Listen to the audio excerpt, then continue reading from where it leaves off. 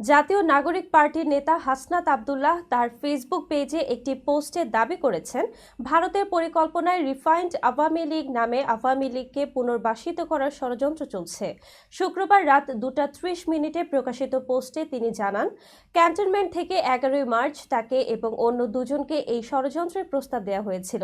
হাসনাত আব্দুল্লাহ জানান, তারা আসন সমঝোতার বিনিময়ে আওয়ামী লীগ পুনর্বাসনের প্রস্তাব প্রত্যাখ্যান করেন।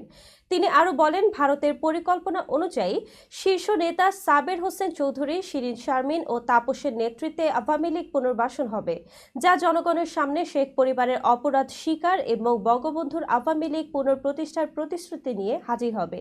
তিনি বলেন, আওয়ামী লীগকে ফেরাতে হলে আমাদের লাশের উপর দিয়ে ফেরাতে হবে।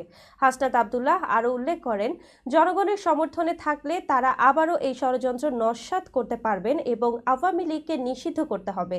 তিনি বলেন, 5 আগস্টের পর বাংলাদেশের রাজনীতিতে আওয়ামী লীগের কামব্যাকের কোনো সুযোগ নেই।